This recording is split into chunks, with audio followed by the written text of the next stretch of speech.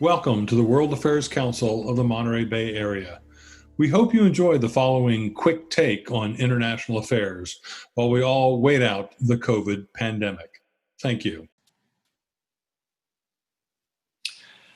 Well, hello, everyone. Mike Clancy here. Glad to be here addressing you on this important topic. And I want to begin by thanking Judy Sloan for inviting me to address the World Affairs Council on this topic. And also I want to thank David Thon for providing a lot of technical support on how to get this Zoom recording capability going. And finally, I especially want to thank Jim Emery, who got me engaged with the Monterey chapter of the World Affairs Council initially. And I've really enjoyed briefing you on climate change matters. So the topic is the effect of the COVID-19 pandemic on climate change. Is there a silver lining? So we know there's been tremendous economic fallout from the pandemic. In fact, it has produced the largest drop in global energy demand since the Great Depression of the 1930s. This drop in energy demand has translated directly into a drop in global CO2 emissions. If some restrictions on economic activity stay in place worldwide until the end of the year, and that's very likely, then global CO2 emissions will likely drop by about 7%, 6 to 10 times larger than during the 2008 global recession. So this has really been huge. China has been responsible for the biggest drop in CO2 emissions, followed by the US, Europe, and India. So I pose the question, is the fall off in CO2 emissions caused ultimately by the pandemic a silver lining that will help the world achieve the goals of the Paris Climate Accord? To address this question, let's begin with a quick review of the science of global warming. And that begins with consideration of the Earth's energy budget depicted here. And the key point I'd like to make here is the fact that really what drives the warming of our planet and climate change is in fact the radiation balance at the top of the atmosphere, which is the incoming solar radiation from the sun, reflected solar radiation, and outgoing long-wave radiation or infrared radiation. What about other sources of heat? For example, geothermal energy, heat coming from the center of the Earth, negligibly small. What about waste heat from buildings? Negligibly small. What about tidal friction? Negligibly small. All of those other sources of heat you can think of are very, very small compared to the incoming solar radiation. So this picture, the Earth's energy budget, really defines the key issues that govern whether our planet warms or cools, or the climate changes. And of course, the key aspect of this in terms of global warming and climate change is the greenhouse effect. Now, the greenhouse effect works like this. Incoming solar radiation warms the Earth. Reflected solar radiation and outgoing long-wave radiation cool the Earth. Greenhouse gases trap the outgoing long-wave radiation and warm the lower atmosphere and the surface of the Earth. And human activities increase greenhouse gases in the atmosphere and increase the warming. So let's take a quick look at these greenhouse gases. And I put them in order here of importance.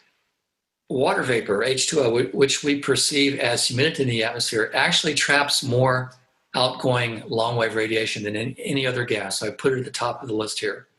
Followed by carbon dioxide, methane, nitrous oxide, and the F gases, or the fluorinated gases. Note that I've colored water vapor differently, and that's because water vapor does not drive global warming. In fact, water vapor in the atmosphere traps more long-wave radiation than any other gas, but it does not drive global warming. That's because water vapor is in balance with the natural hydrologic cycle. Humans are not putting large amounts of water vapor into the atmosphere. It is in fact in balance with hydrologic cycle.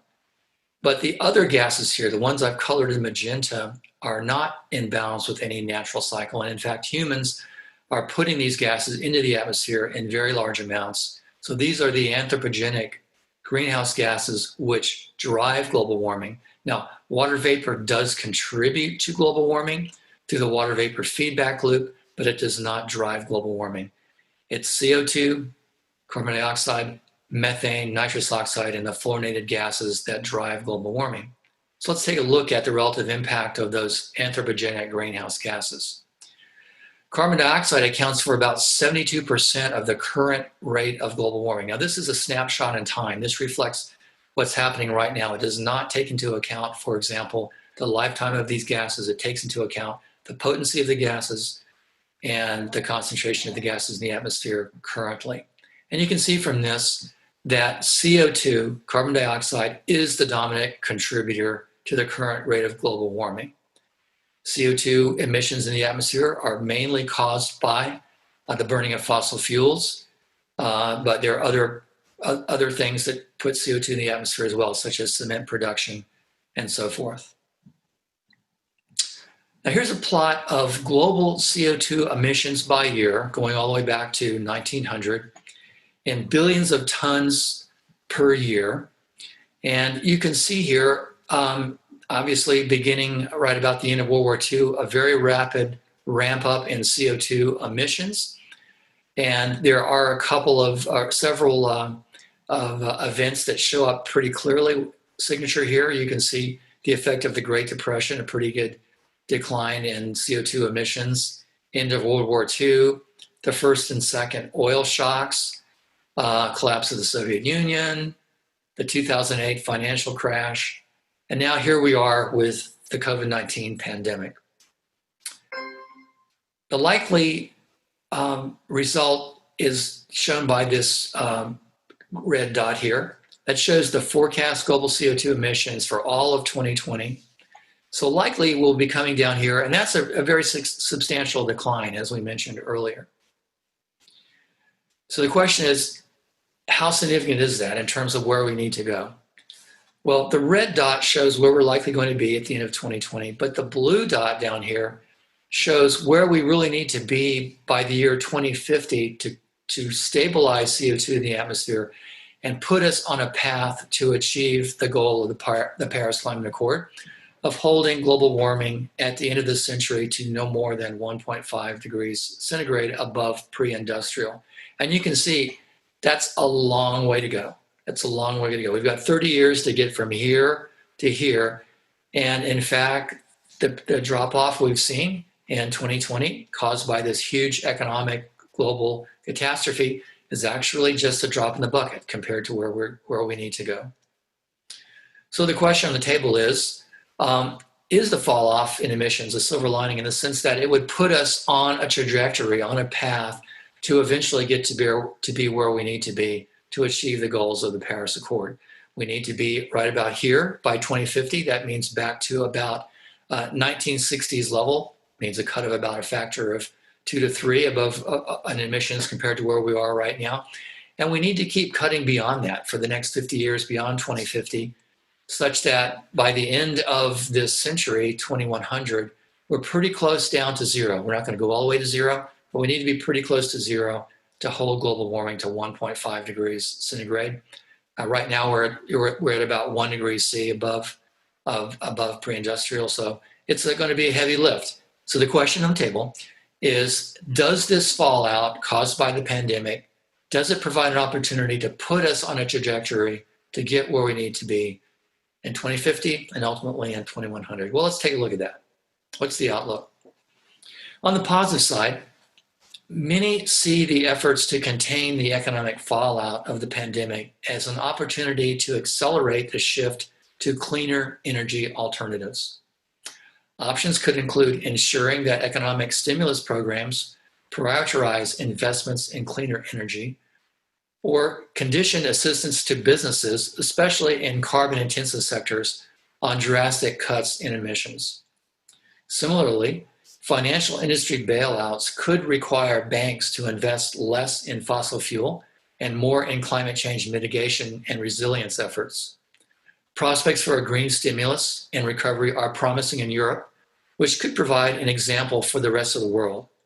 For example, in response to a call to abandon climate measures, an EU spokesperson was categorical in saying, quote, "While our immediate focus is on combating COVID-19, our work on delivering the European Green Deal continues. the climate crisis is still a reality and necessitates our continued attention and efforts.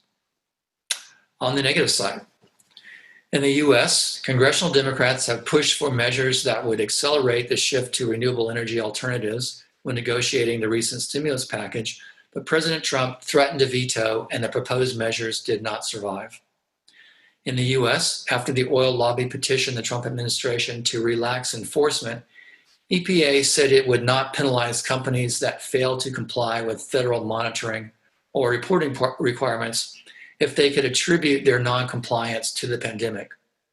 And in recent days, EPA announced a rollback on car emissions rules that were a central piece of US efforts to reduce greenhouse gas emissions. In the US, some fossil fuel firms have been determined to pursue government bailouts without strings binding them to a less polluting future. Now, this tweet speaks for itself from President Trump, quote, "We will never let the great US oil and gas industry down. I have instructed the Secretary of Energy and the Secretary of the Treasury to formulate a plan which will make funds available so that these very important companies and jobs will be secured long into the future." Continuing on the negative side, the European Union has come under pressure to shelve crucial climate initiatives, with Poland calling for a carbon trading program to be put on hold and the Czech Republic urging that the EU's landmark climate bill be abandoned, while airline companies have pressed regulators to delay emissions cutting policies. China has already announced delays in climate change programs, extending deadlines for companies to meet environmental standards and postponing an auction for the right to build several huge solar farms.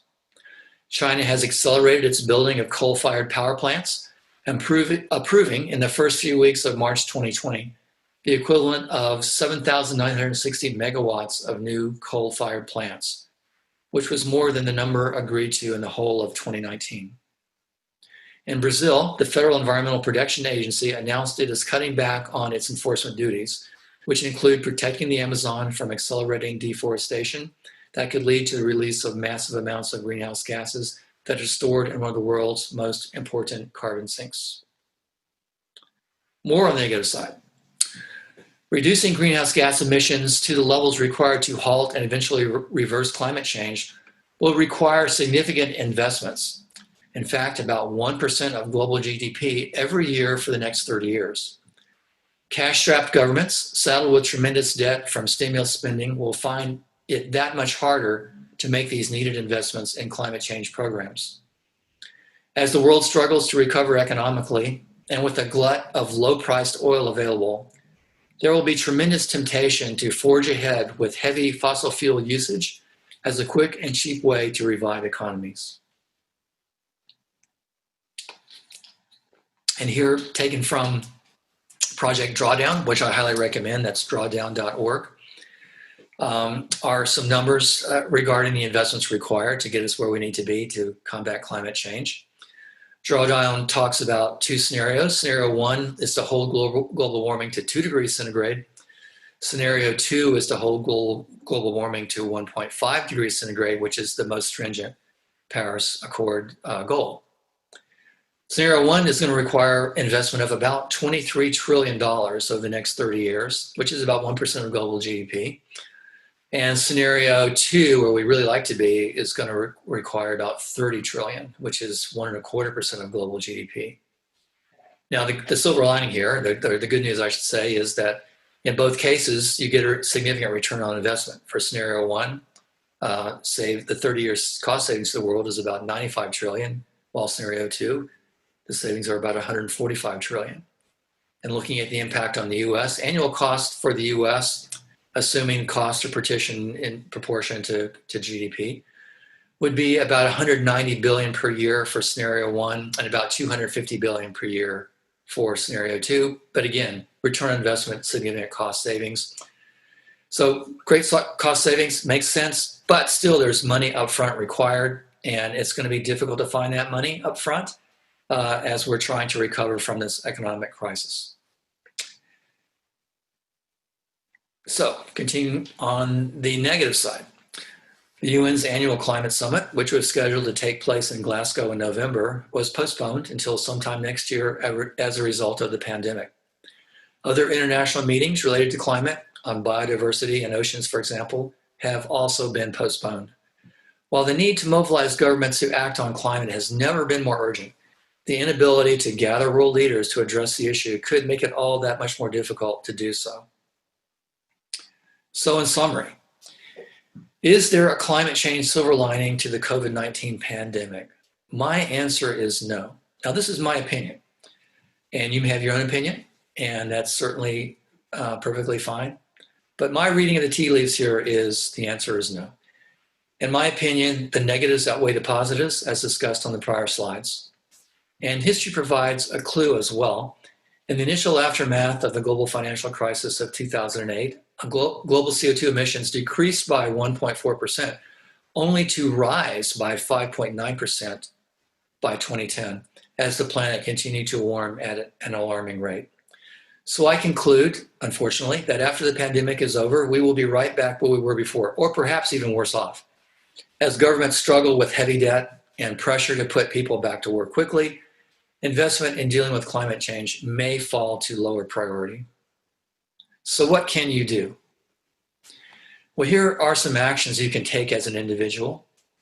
You can learn the basics of the science behind why our planet is warming and the climate is changing. You can do what you can to reduce your carbon footprint while still living the life you want to live. You can join an advocacy group such as the Citizens Climate Lobby and participate actively. We have a very active Monterey chapter of CCL, and we would welcome you to join if you're not already a member. Whenever you have an opportunity to interact with a leader in your community, be they political or otherwise, let them know that you want to see action taken on this issue. Become a leader in your community on this issue. And last but not least, vote for candidates who will address your concerns on climate change. So that's my summary. I thank you for your attention. I hope this will provide stimulus for further discussion and further thought on this matter. And I really enjoyed giving this presentation, and I look forward to addressing this group again. Thanks very much.